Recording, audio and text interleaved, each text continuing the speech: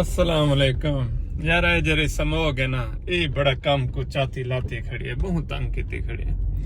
मेरे यार दी शादी है देरे हुण वंजण ते दिल नहीं करेगा। मैं ई धुंध च कौन वने, औखा है। ते देहात है तो कुछ ज्यादा ही सूरत हाल है। कल मैं गाल किती पिया में पता लगे साग हिन्ना नहीं औखा है।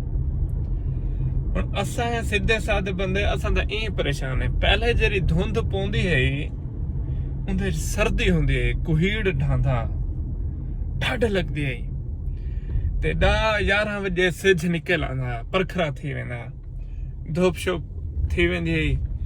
ਜਿਹੜੇ ਅਸਾਂ ਬਾਣੇ ਵਾਲੇ ਹਾਸੇ ਜਾਂ ਮਾਲ ਢੱਗੀ ਰੱਖੀ ਪਈ ਹੁੰਦਾ ਹਾਸੇ, ਉਹ ਧੁੱਪ ਤੇ ਅਸਾਂ ਪਾਹ ਸੁੱਕੇਂਦੇ ਹਾਸੇ ਤੇ ਦੀਗਰ ਤੱਕ ਫਲਾ ਮੌਸਮ ठंड थी वेंदी है।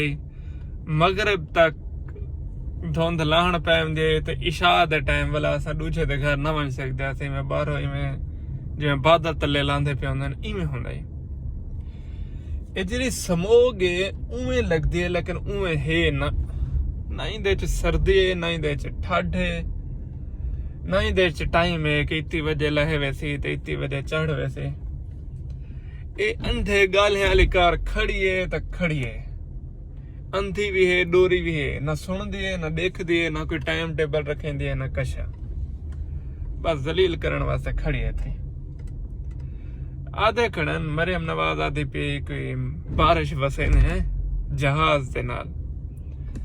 ਤੇ ਪਹਿਲੇ ਅੱਗੇ ਮੋਹਸਨ ਨਕਵੀ ਸਾਹਿਬ ਆਉਂਦੇ ਹਨ, ਉਹਨੇ ਵਸਾਈ ਹੈ ਲਾਹੌਰ ਚ। ਹੁਣ ਪਤਾ ਨਹੀਂ ਕਿੱਥੇ ਆ, ਉਹਨਾਂ ਮੈਨੂੰ ਪਤਾ ਗਿਆ ਨਹੀਂ, लेकिन मरियम नवाज आके माई वसे नहीं बारिश जहाज ना। लेकिन पहला तजर्बा मैं करे सा रावलपिंडी, उनके बाद करे सा लाहौर। ते हाल ही तक साडे वसेब दा ना कहीं कह नहीं चाहता। मुल्तान थी गया, देरा थी गया, बहावलपुर थी गया, ये जरा गैर इलाका साइड ते थी मैंने। ना इडो दा कोई वजीर आला है, ना इडो दा कोई वजीर है, ना इडो दा कोई पता लगता है, और ना ही कहीं को ट्रैफिक दी टेंशन है। एक धुंध धुआं अंधार उडो सारे होंदे सिंगल रोड, और रोड ते होंदे सारे कद जेदे खड्डे।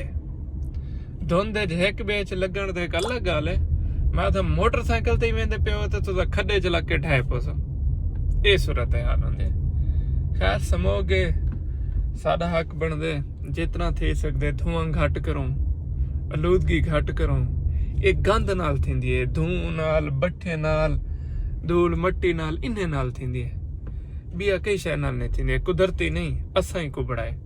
धुंध कुदरती होंदी है, ये समोग जेरी होंदी है ना, जो समोग आते हैं ये साडे जेरे असां कारनामे करंदे हैं ना, हुन दा सिला होंदे, ये कुदरती नहीं थींदी। लिहाजा कोशिश करो आलूदगी घट करो ताकि माहौल थोड़ा जिहा साफ थी वने। सारी तो खैर है जेरे दमे वाले शोदे ना, उन्हें दी जिंदगी अजाब वात है, वो थोड़ा सकून चाहसन। जज़ाकल्लाह, वसते रहो।